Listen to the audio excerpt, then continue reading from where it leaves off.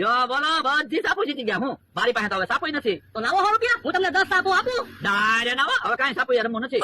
એમ થોડું હાલે? તો 100 રૂપિયા પાછા આપો, તમે સાપુ રાખો. ના ના સાપુ તમે રાખો. જો બોલો, મારા 100 રૂપિયા લઈ ગયા. તમે તો મને કહેતા હતા ને કાંઈ ફાયદો નહીં થાય. મારે કયો ને 100 રૂપિયાનો ફાયદો. બકુલભાઈ આમ નો હાલે, 100 રૂપિયા આપી જો ને. પાસ આવે પૈસા નો મળે હો.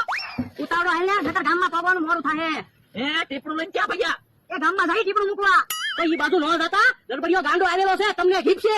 હવે એમ થોડું બીવાનું હોય, ઈ તો આપણે ગાંડાનું નામ લેવી ને તો ગાંડો આપણું નામ લે. એમી તો હાસુ કેવી માર નો ખાવા હોય તો એ બાજુ નો જાતા.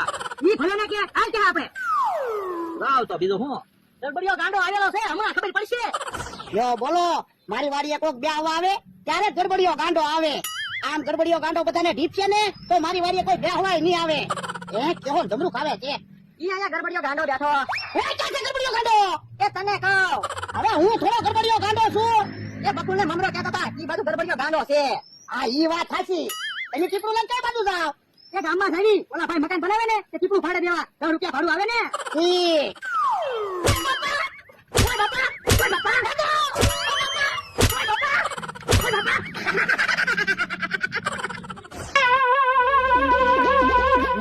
કેમ ભોળા દાદા ફફડાટી આવ્યા? એ ગડબડીયો ગાંડો આવ્યો. ઓ બાપા બકુલ મમરા, તમારી વાત સાચી હો, ગડબડિયા ગાંડાએ ઢીબી નાખ્યા.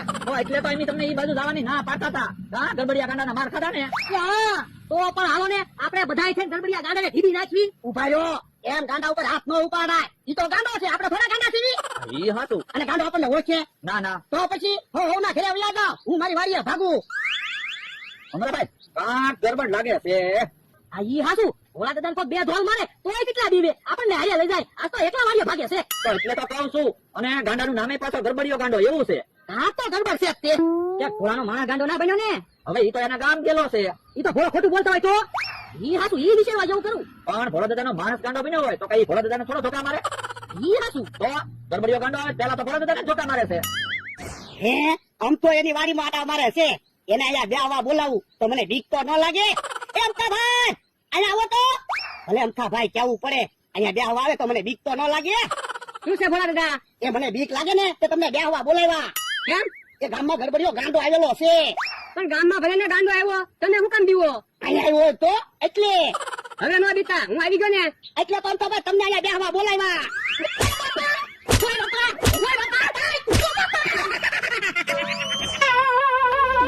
હે ક્યાં ફફડાટી આવ્યા? એ ગાંડાએ મને ને ભોળા દાદાને જીબ્યા. હે તમને જીવ્યા? હા જો બોલો, આ તો ગાંડાએ બધાને જીબ્યા. ભોળાદાદાની વાડીએ જાવીને ગરબડિયો ગાંડો આવે. તો એક કામ કરો, થોડા દિવસ કોઈ મારી વાડીએ ન આવતા. એટલે મારે માર ખાવા પડે. પણ ધોકા વાગે કેવા? હવે તેની તો એક બે ધોકા ખાધા છે. ભોળાદાદાને તો કેટલી વાર ધીબી નાખ્યા. કા ભોળાદાદા? તો હું હે ભોળા દાદા, તમને બહુ ધોકા માર્યા. વાહામાં બળતરા થતી હશે ને? હા ઓ બાપા, હે વાહામાં તો બધું ઢીમણું થઈ ગયું હોય એવું લાગે. આ તો ધોકા વાહામાં પડે તો ઢીમડું થઈ જ જાય ને. હે આ તો ઓશીકું છે.